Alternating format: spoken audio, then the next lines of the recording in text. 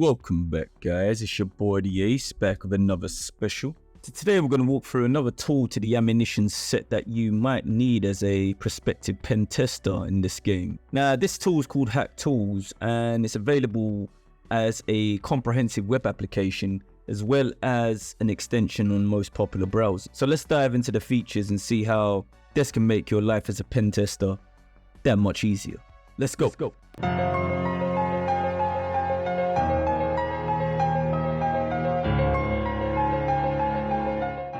Whether you're a professional web dev or a web pen tester, conducting red team operations or just exploring vulnerabilities in lab environments like I do, HackTools has a suite of functionalities that can significantly increase or at least streamline some of your workflows. So let's start with the core features that I found useful. But before we do that, let's look at the repo and see what's up. So if we head over to the repo, here we have it, open source of course. And we have the contributors that are 11 in total, with I think it's Last CC or Ludwig leading the way from France. Now, as you can see here, there's a notice up here saying they're excited to announce some major revamps to the application, but due to changes to multiple applications and complications with the browser extension environments, they've decided to make the tool just a web-based app moving forward. And it can be reached at this URL. So here they say it's a web extension, minus what we just read before, it won't be anymore, facilitating your web app pen tests. It includes cheat sheets as well as tools used during tests such as XSS payloads, reverse shells, and so much more. With the extension, you no longer need to search for payloads in different websites or local storage spaces. Basically, they're trying to make it like an all-in-one tool.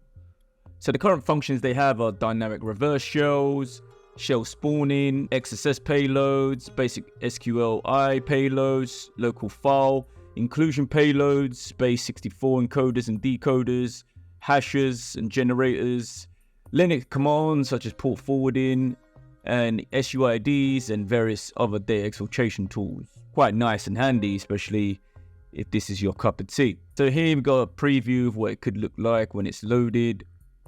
We have the command palette, they have the OWASP security testing. They also have some more advanced components and everything else. Here they have a list of extensions, but like we said, these probably be phased out sooner or later. They have one for Chromium, Mozilla, and they have one for Safari. Now you can build it out as well if you really wanted to just locally test it out. Just put it in like a VS Code environment. Not bad overall, not bad at all. So here we can see just how one add-on looks like. Here we've got two developers by name. Here it's got a 38 5-star rating on the ad store. Various screenshots. And here are some other popular extensions. Tree style tab is pretty cool. I've used that as well. So let's head over to the web application now and see what we are dealing with. Alright guys, so now if we head over to their designated web application, we can see they've got 4 categories to choose from. They have the web security, which shows various payloads and tools related to web security assessments. They also have system security, which has reconnaissance, exploitation, and post-exploitation tools, OS related tools, etc. They also have some mobile sec tools for Android and iOS related to debugging and app instrumentation. And they also have a set of payloads for general purpose tools. So let's first see the web sec tool sets. So here they have some web shells on offer, PHP based ones. This one is a script that can dynamically produce TCP connections hard-coded to whichever IP and IP port you assign it. And here is the code, it's generated dynamically. They also have some basic RCE, which is a post-exploitation for any uploads that you want to do to your payload. They also have web shell, which give you a basic one-liner in PHP, quickly used to execute commands on the server. And you can also preview that. This one is leveraging Pony shell, it looks like. They also got tiny one-liner web shell, which is quite cool in terms of just generating just that quick one-liners for certain functions that you want to call and do. What I like about this as well, also gives you some usage case scenarios. So if you go into these URLs, they'll give you some usage case scenarios, how this command can actually be executed in certain scenarios. Next, they have path traversal as well. They'll give you a whole list of useful directories, especially in the LFI file sets, and one's in Apache, one's for Linux, Nginx, MySQL, Windows. Very nice to have all in one place. They also got PHP filter generator, and here this technique's on research done by Remy. Let's see what research they're on about here.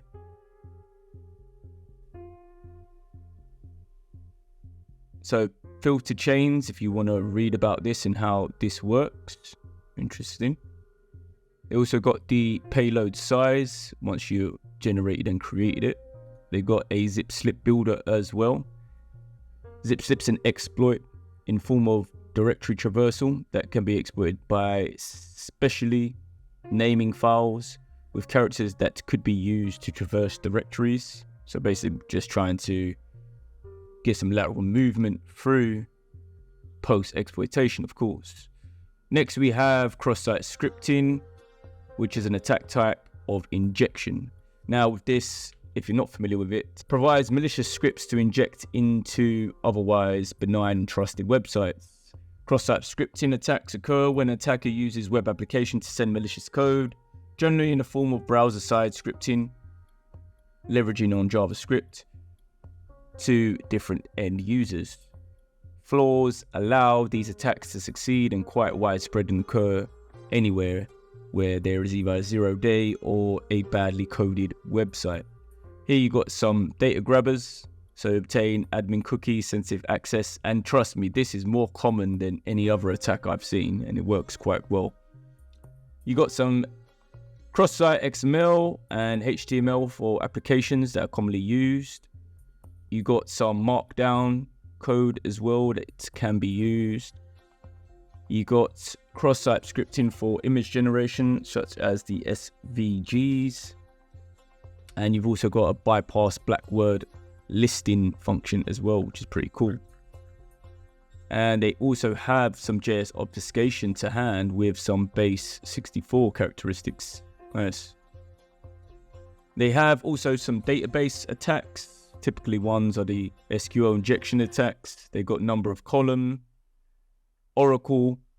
They got some database enumeration based attacks. And it's using the most common databases that modern websites kind of use. Nice. Let's see what else they have. They got syntax validator just to make sure whatever you're about to run will run as a query. And they got no query as well. Nice, not bad. They got some data manipulation section as well. So here we might encode data that make content of command and control traffic more difficult to detect. So again, more encoding and obfuscation for what you're trying to push. Got hash generators as well, going from MD5 hash, SHA-1 to 512 and even SM3. Very nice. They got some JSON token. Here you got the JSON token, which they say is a safe means of representing claims to be transferred between two parties. But as we know, nothing's ever safe when it comes to this shit. The claims in the JWT are encoded as JSON objects that is used as a payload for the JSON web signature structure or as a plain text of a JSON web encryption, which is the JWE structure, enabling the claims to be digitally signed or integrity protected with a message authentication code or the MAC. So there is a lot to unpack here. This is probably for the more advanced sections. You got the SSRF here as well. Those unfamiliar, dealing with like DigitalOcean, Azure, all the major cloud providers basically. You got some filter bypass as well here. You got the XSE, and you've also got the Gopherizer as well. Now you got the server-side template injection, and you got the template detection. So show here, this analyzes a given payload and suggests possible template engines used. It allows you to input your payload into the selected languages. And they're saying this ain't 100% accurate, but another tool nonetheless. And they got this cross-site request forgery. This is to do with the certificates. Now, for me, I've used this one before. It's quite handy. It's a security threat where the attacker manipulates a victim into performing actions on a web application they're authenticated on. This tool creates these proof of concepts based on a HTTP request. Interesting again. Right, the next section we have is the system security, which is reconnaissance based. So let's go into there and see what they have on offer. Now here we got the reverse shell. So they say here the reverse shell is a type of network communication in which the connection is established from a remote attacker to a victim. And the attack is able to execute commands on a victim machine. If you're familiar with HT and all the popular C2s that I've explored, this is my bread and butter. So here we have obviously the tags, we got the actions, and then you also got the name. So you have the base I. These ones are all Linux based for bash, bash line, bash 5. So if you put an IP address here, 192.168.0.1. Oh, so it's just like dynamic values, port 80, 80. And the shell type, oh I see. So here we can say what type of shell we want. So we can have a PowerShell for Windows environment. And it's dynamically generating these liners. All right, not bad. Next, we have the TTY spawn shell. Often during pen tests, you may obtain a shell without having TTY, yet wish to interact further with the system. So here's some commands which allow you to spawn a TTY. Obviously, some of these depend on the system environment. Cool. So here, got Python 3 import spawn, which uses the spawn to spawn a better featured bash shell at this point, or our shell will look a bit prettier. Step 2 is the xterm, give you access to command terminal basically. Finally, the most important will be background, the shell using. So this command back in our own terminal use. All right, nice. All right, we have Linux-based commands, pen testing for Linux. Here we have a whole command list available to us. Here we have some basic SUID commands. So we've got a lot of find commands here. What type of system command? So here you could just concatenate whatever onto the screen. We have some kernel. So here's just some basic commands that you will be using if you want certain information. And you could just copy and paste them to find out whatever you want really. Is there any cron jobs running? Other users or hosts, communications on the system? How to port forward? Really useful Linux commands if you don't know these off the top of your head already. Nice. Now into a Windows environment. So here's a list of commands to retrieve certain system information. You just copy this. You can also edit them. Interesting. I'm not sure if they stick after you're done. Retrieve information about a computer. List all security patches. Some git commands.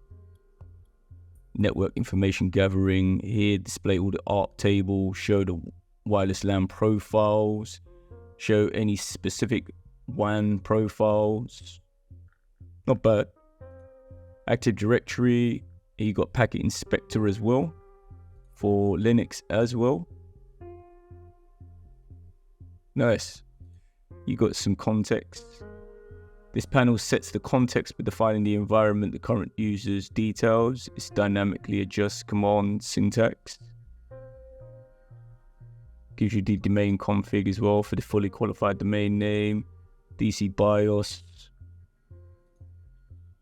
Interesting. Some options for exfiltration not set here. Some secrets and old. It looks like some old PowerShell commands. They might work, they might not work still. Still worth a look in terms of like some legacy programs. Bypassing as well for AMSI. I'm not sure if this would work, but worth a test. You got some MS Venom builders as well. You could do this obviously from Meterpreter, but here they have it built out for you if that's what you want to do. And you could just load it up straight away, really. That's handy. You've got some obfuscation files or information. Adversaries may attempt to make and execute it difficult to discover and analyze, which is always our purpose. Encoding or otherwise obfuscating content on systems in or in transit. This is common behavior that could be used across different platforms and the network to evade defenses. Okay.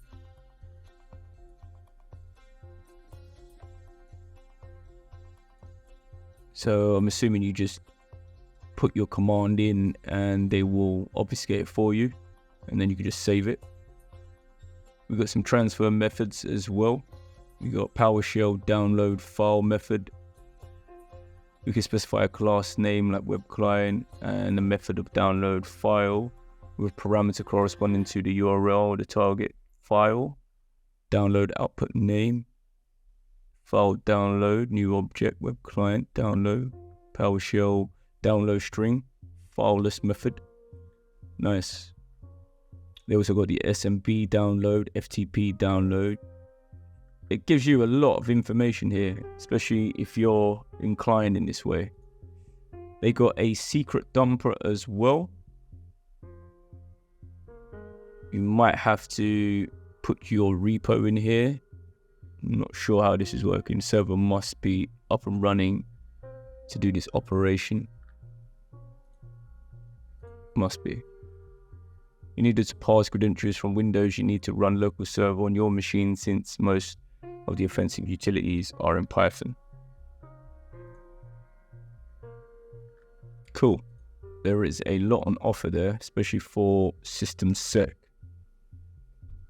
Mobile sec doesn't interest me as much at the minute. It's not something I'm inclined too much to look at. But there are tools for those of you that are inclined to look at. Maybe you can pass me some comments below which ones you found useful. Now, lastly, we have general purpose. So during phishing exercises, you may want to send a link to a target that will redirect to a malicious website. However, you may not want to send them a link directly to the target, as they may be suspicious of the link. Instead, you can send them a QR code that they can scan in their phone, which will redirect them to a controlled website. For more advanced phishing attacks, for example, QRL jacking, you can use the Evil QR tool to perform remote account takeover through signing QR phishing, really. Not sure of the success rate of this. This is a post from last year. Evil QR. Maybe. A lot of this is possible because obviously these sites that are just seen here on these screenshots are all using QR. Maybe if you can land a malicious site that has QR coder, maybe. So here they've got a generator for your QR codes.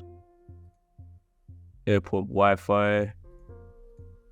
It also gives you an icon generator which you can download. Nice. They got a notepad. You got a private cheat sheet for yourself. You got a checklist. I think this is the OWASP checklist that you can go through and test any vulnerabilities for yourself. And they also have an Nmap graph. Interesting. Not bad. Considering it's a free tool, guys. Come on now. Can't argue with that. That's it for today, guys. Now, that is not bad considering it's just a free tool. And if you found the tool useful or you're going to add it to your arsenal in terms of how you approach any red teaming endeavors, hit the like button, subscribe to the channel, of course, for more awesome cybersecurity content. And as always, stay safe in the cyberspace. This is the Ace, and peace out.